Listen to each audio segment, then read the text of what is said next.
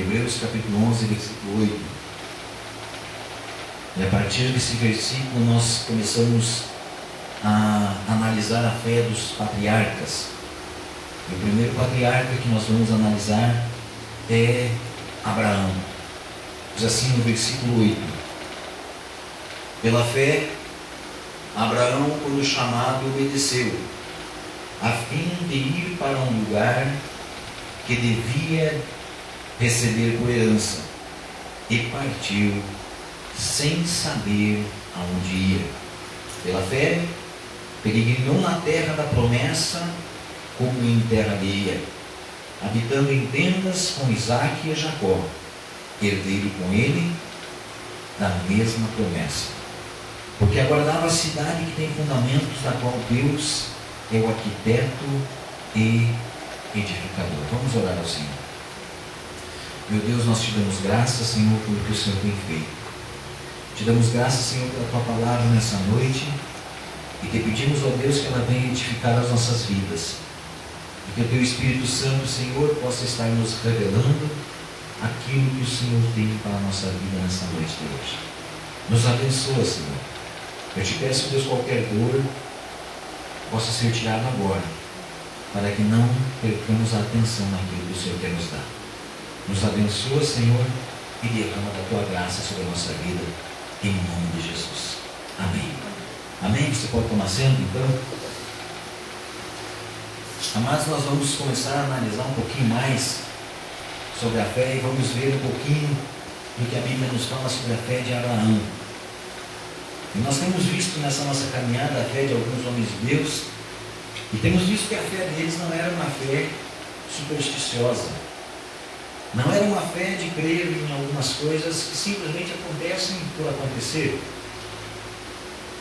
E eu lembro-me quando a gente fala nessas coisas, de algumas reportagens de sucesso, de pessoas que têm sucesso naquilo que fazem, e uma pessoa, um artista com muito sucesso, um dia quando foi entrevistado, e perguntaram a ele se ele se considerava uma pessoa de sorte. E ele diz assim: sim, eu me considero uma pessoa de sorte. E o interessante é que cada vez que a sorte bate na minha porta, ela me encontra no meu ateliê trabalhando. Então a sorte, amados, ela vai acontecer na tua vida quando você estiver fazendo alguma coisa. Quando você estiver se movendo, ela vai se mover na tua vida. A bênção de Deus vai vir sobre a tua vida quando você estiver fazendo alguma coisa. Se você ficar simplesmente parado ali, levando a mão para o céu, ficar parado, não faz mais nada, só esperando que Deus vai fazer tudo, não vai acontecer. Porque Deus quer que você faça alguma coisa. E aqui, quando nós começamos a ver aqui na vida de Abraão, existe uma coisa muito importante, é sobre isso que eu quero falar nessa noite, quero chamar a tua atenção. Tem no começo do versículo 8, que diz assim: pela fé Abraão, quando chamado. Quando chamado. Pela fé, Abraão fez alguma coisa quando foi chamado, ou seja, ele entendeu que havia alguma coisa para a vida dele. Eu quero falar sobre esse chamado. Porque quantas vezes nós tentamos entrar no chamado do outro, e nós não vamos conseguir nada com isso, entrando no chamado do outro. Porque cada um de nós tem uma qualificação, cada um de nós tem talentos. E nós podemos até fazer alguma coisa para quebrar um galho, para suprir uma necessidade momentânea, mas aquele não é o nosso chamado.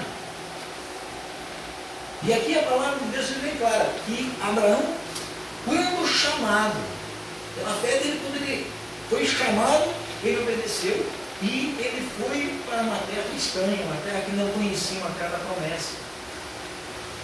E foi Abraão que foi chamado, e você vê o seguinte: quando Abraão foi chamado, Abraão, o livro de Gênesis, no capítulo 12, fala sobre essa história, e Deus diz para Abraão: Abraão, deixa para trás aquelas coisas que você conquistou até agora, até aqui nesse lugar, essas propriedades, essas coisas que você veio até aqui.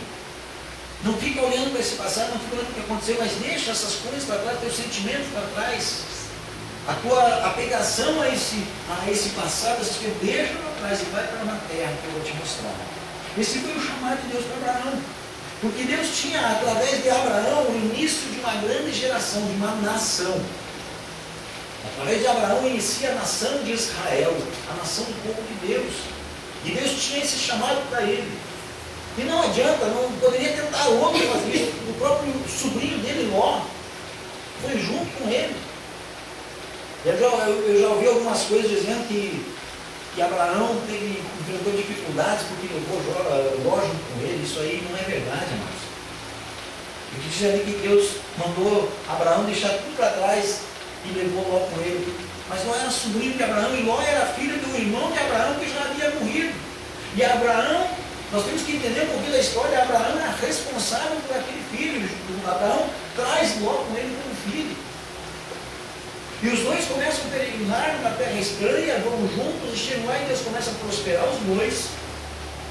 E começa a haver discussões entre os pastores de Ló e os pastores de Abraão. E para que aquilo não se agravasse, Abraão diz assim: olha, Ló, faz o seguinte, nosso gado já é muito grande para essa extensão, nós estamos aqui, há muita terra pela frente, escolhe um lado que você vai, eu escolho o outro, vamos tocar separado. E Ló escolhe o melhor. E Abraão fica da outra parte. Mas Deus tinha um chamado para Abraão, que mesmo aonde que ele estava, mesmo que fosse um lugar difícil, ele iria prosperar. E nós vemos na sequência que Abraão recebe outro chamado de Deus e acaba indo lá para libertar Ló, que havia sido preso.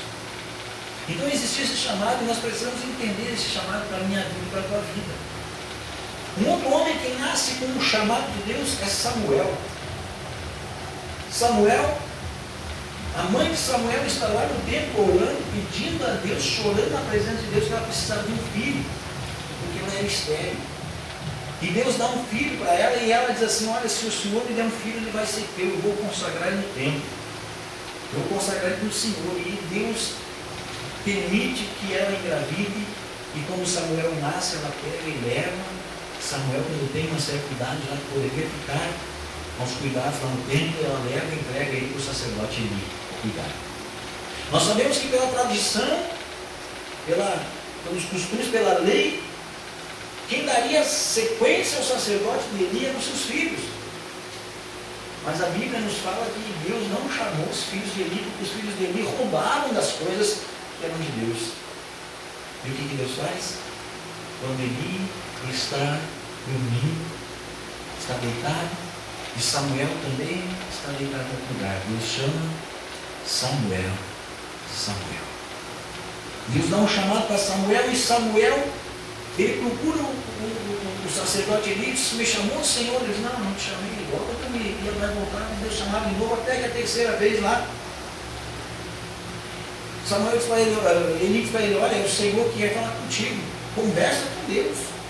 E Deus, pelo chamado a Samuel, leva a ser Samuel o sacerdote e juiz, e dá sequência ali. Samuel, que recebe um chamado de Deus, e é ele que vai ungir o rei daqui. Um chamado tão importante. E quando nós falamos em alguma coisa que está acontecendo na nossa vida, e nós olhamos para chamado, eu quero dizer para você, Deus tem um chamado para cada um de nós. Deus tem um chamado para mim, e Deus tem um chamado para ti. E chamado é diferente, amados, de comissão. Deus comissionou a igreja em Mateus capítulo 28, versículo 19, quando Deus é seguido por todas as nações, e fazer discípulos, batizando em nome do Pai, do Filho e do Espírito Santo, ensinando-os a guardar todas essas coisas, e eis que estarei convosco até a consumação dos séculos. Versículo 19, versículo 20 de Mateus. E Deus dá essa comissão para a igreja, é para todo mundo, mas chamado é pessoal. E Deus chama um para ser pastor, outro para ser profeta, outro para ser mestre. Deus chama outro para ficar gritando na porta da igreja, Deus chama outro para limpar a igreja, Deus chama outro para falar do amor de Jesus, Deus chama outro para ficar calado. E somente através do testemunho dele as pessoas olharem para aquela pessoa, ver que aquela pessoa é uma pessoa correta, ver que aquela pessoa expressa o amor de Jesus. E por mais que ela não fale nada, ela vai ganhar outras pessoas calarem. A Bíblia diz que a mulher ganha o marido calado. É o testemunho da mulher. É o marido olhar para aquela mulher, o marido é um cara chato, um cara que pega no pé, um cara que